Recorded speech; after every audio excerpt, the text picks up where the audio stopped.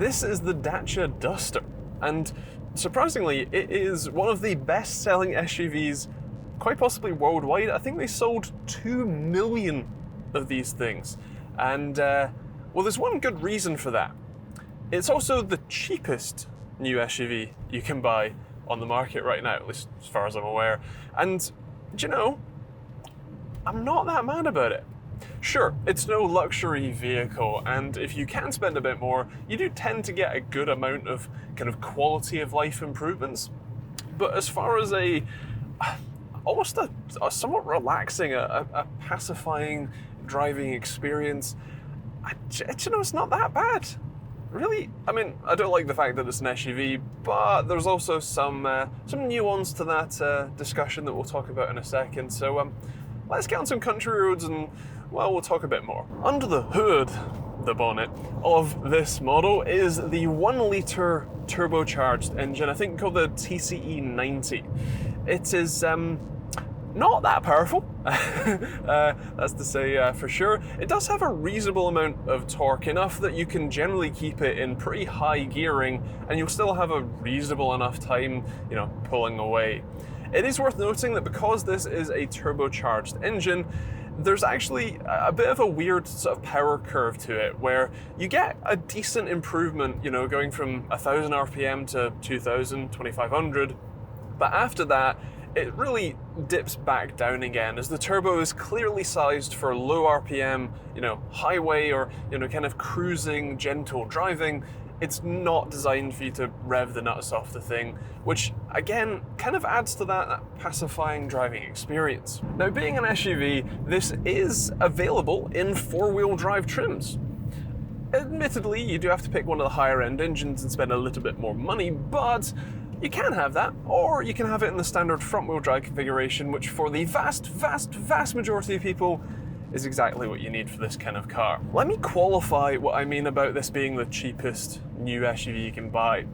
When I say cheap, this is, at least it starts at £15,295 for a brand new car in 2022. Now, admittedly, £15,000 is not a small chunk of change to drop on anything, but compared to most other cars on the market, that is ridiculously cheap. Now, this specific model is the slightly higher end trims with all the bells and whistles, which does come to a little bit more, around about $1,750, and at most, I think you can pay about $22,000 for the top end spec, everything maxed out, the best or the fanciest engine, all that sort of stuff. But even still, £22,000 for a new car today is still kind of a remarkably cheap value. And value is kind of the key word here. They have skimped out on a few things. You can see the fact that there is still a place for the key and key cylinder to turn it away, you know, to start the engine, but since this has the keyless pack, you don't need that, so they've just put a blanking plate here instead of redesigning this cowling. You do still actually have some nice extras or nice features. This does have both blind spot detection and all 360 cameras. It doesn't do any fancy trickery with the 360 cameras to show you all around the car at once. You just have to pick which camera you want to see. But the fact that in this case, £17,500 car has all of that, that's not bad. And even in the infotainment, they haven't skimped out there either. Admittedly, it's the same sort of thing that you'll find in most Renaults and most Dacias and even the Alpine A110, but it's pretty decent. It even has fully wireless Android Auto and Apple CarPlay, which is an incredibly fluid experience. It's remarkably fast and actually very good. So the fact that that's included in this car, well, that's great too. Now, of course, it's not all bells and whistles. They have had to save money in some places, and when you get in, you can tell a lot of the places that they've saved that cash. Everything from the fact that the rear brakes are drum brakes on a relatively big SUV like this, to the clear lack of sound deadening. You can hear and almost feel all of the vibrations. The suspension setup is standard McPherson strut, or pseudo McPherson strut, which just means that it only has a single swing arm at the bottom and then a shock and relatively small spring, if I'm being honest. There's even all the plastics are the sort of cheap, almost greasy kind compared to, you know, nice soft touch plastic. You got faux leather on the steering wheel, which admittedly does still feel quite nice, but you know, all of the materials, everything is definitely on the cheaper side. Everything is part spinned up, but for the price, I just don't mind that much. The steering is almost worryingly light. It is actually slightly difficult for me to keep it in lane because of how light it is, and I must admit it does feel relatively direct, which is a good attribute, positive attribute. Although it's still a little on the kind of both jittery but also light side for sure. If you want to execute a quick overtake, good luck with that. You can just about get by, and you mostly can get up to speed fine, although especially with this 1 litre model, you're going to be definitely putting in the work through the gearbox to make that happen. As for braking, despite having drum brakes, it's actually not too bad. The pedal feel is fine, it feels firm enough, and you have a decent amount of stopping power. It's also one of the attributes of the positives going for it is that this only weighs something like 1.1 tons or 1,100 kilos or so, which is incredibly light for an SUV, especially a sort of relatively full-size one like this rather than a smaller crossover or something like that. The fact that this weighs so little means that even though this does only have a 1 litre turbo engine, it still is reasonably nippy enough, at least for, you know, your standard casual, quiet, calm driving, and the brakes are actually not too bad. My biggest complaint about the Duster has to be its visibility. Now, viewing out the front isn't too bad. You do have the blind spot detection, which does help that process a little. You do have relatively large front A-pillars though, which is a bit of a problem. The rear window isn't all that big, but the whole design of the car, especially towards the front, makes it very difficult for me to easily place it, to know where the front actually is. Sure, it is relatively bull-nosed at the front, so generally where I can see it stop is where it stops, but the fact that it's so high, the fact that you don't have many reference points to be able to place the car well, does make it a little more difficult for me to maneuver, especially in tighter city environments where, you know, how much space you have on either side is relatively key for you to know. It feels wider to me than it actually is. I feel like I can't fit through relatively narrow gaps, and then when I actually get to them, I realize, oh, I have a load of space either side. That is indicative of the size, the general design.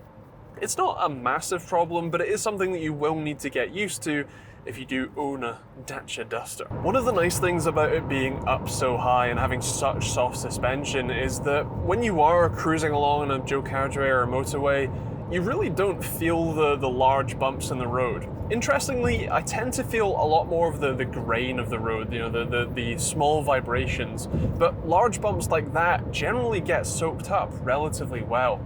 It means that it is a bit of a wearing experience for slightly longer rides because of those little vibrations, but for shorter journeys, for in and around town, or for longer ones where you don't mind that vibration so much, it's actually a reasonably comfortable, or at least kind of, well, wafting experience along the road, which is certainly a nice attribute for the right person. I feel like this car is designed for the sort of people who live in a little village like this. Sure, it has a little bit of off-road credibility in the sense that it has a bit of ground clearance and it has, you know, relatively thick tires you could bump over some stuff with if you really need to. Not that they're off-road tires at all, but, you know, it's a very kind of, you're sort of out in the country, but you don't really need a defender to get around you, or you don't have the money for a defender, especially they don't pay your bills. So I think for that kind of person, for, you know, someone who's perhaps a little on the older side, who doesn't want to step down into a car, you want a little bit of, at very least, ground clearance, even if you don't necessarily have the proper off-road credentials to really make use of it.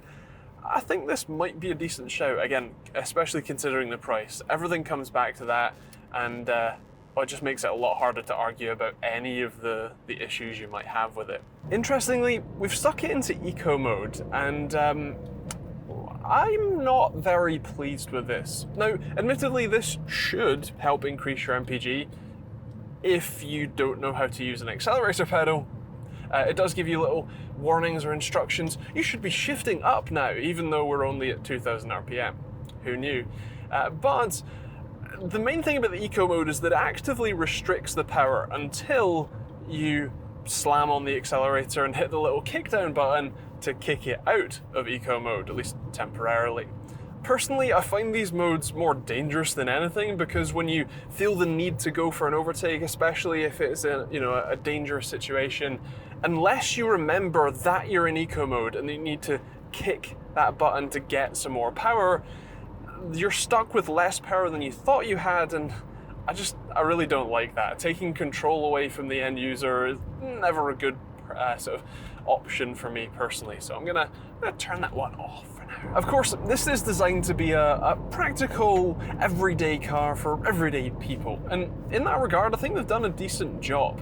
Like I said, up the front, it's a little on the cheaper side. The seats don't exactly hug you, but they are comfortable enough. And in the rear, well, I think they've prioritized boot space over people space just a little bit, but even with my 6-foot driving position, I can fit in the back without too much difficulty. Sure, my knees rub a little bit, but if you're not 6 foot and you need to sit in the back, you should be fine. And actually, one of the really nice things is I have plenty of headroom back there, which is quite rare, especially in a budget car like this. As for the boot though, you have plenty of room for activities back there. Seriously, you can carry pretty much anything you'd want. You have 445 litres of boot space with the seats folded up, and if you fold them down, you get near on 1500 litres. So I think that's plenty. One of the other practical niceties is that they've kind of gone all out with the USB ports and the charging paraphernalia, because you get 2 USB ports in the front, one for charging your phone and one for the media for the infotainment, and then you get 2 USB ports in the back, also for charging. You even get a 12-volt socket in the front and one in the boot, so if you want to take this thing camping or whatever, you want to plug in your fridge in the boot, whatever, you can, which again, for this price tag of car is definitely nice and arguably better than a lot of other cars on the market, especially even ones with much higher price tags too. To make it clear, this isn't a premium vehicle for sure. I mean, like I said, the price tag doesn't denote that, and the interior feel, the driving, handling quality, all that sort of stuff doesn't make you think that either. But again, it's not really meant to be. The fact that this is starting at £15,000 and realistically you're probably going to leave the dealership with about 17, maybe 18 at a push, that's one of the best values on the market. While this is an SUV and I have a personal somewhat aversion to them, the fact that they're so high off the ground means that you have issues like the visibility and the roll and wobble and wallow. But the undeniable truth is that there is a large number of people who would want a car like this, and the fact that it's priced so affordably, especially for a new car, is what makes this one of the best-selling cars, SUVs on the market. And I can kind of understand why. I wouldn't buy one myself, for sure, but I'm not the target market. And if you are in the target market, well, this does look like a very appealing option. Why would you spend £30,000 or £40,000 on something that is only, marginally better in every regard, but still only marginally better? It can be hard to justify that when something like this exists, and while this might not be necessarily the nicest, the fanciest, you do have all of the bells and whistles you'd kind of want. The Android Auto and Apple CarPlay that works seamlessly. You even have things like the blind spot detection and the parking sensors, the 360 cameras, all of that stuff is here. So it's kind of hard to see a value in buying anything else if you don't care about the interior quality, the ride feel, all that sort of stuff. Like I said, this is a pacifying driving experience. It's something that's meant to be relaxing, an easy way for you to get to A to B and be able to haul anything you want, including your kids, your family, whatever, your grandparents. They'll all fit in just fine. And it's going to provide you pretty excellent value in doing so. I mean, even the MPG, the miles per gallon, the fuel efficiency is frankly excellent on this, with the journey up to me averaging something like 47 or so mpg, which is pretty great, especially considering today's fuel prices. You can purchase this with a diesel if you'd rather. You can purchase this with various engine configurations, but this 1 litre, I think it kind of suits it. A little bit more power might make it a bit more of a drivable, a comfortably drivable vehicle. You can be assured that you have enough horsepower to get past anything reasonably comfortably while still being relatively efficient. But again, for this kind of quiet cruiser, well, not really quiet as you can hear, but gentle cruiser for your everyday needs, it kind of suits it. It's kind of nice, and the fact that the efficiency is pretty great is definitely a nice to have too. So that's a look at the Dacia Duster. If you're interested in one, then feel free to check out your local Dacia dealership, and you can let me know what you think of it in the comments down below. I'd be interested to hear what you think. Is this a car that yourself or perhaps a family member might like, might fancy picking up, especially because of that value proposition?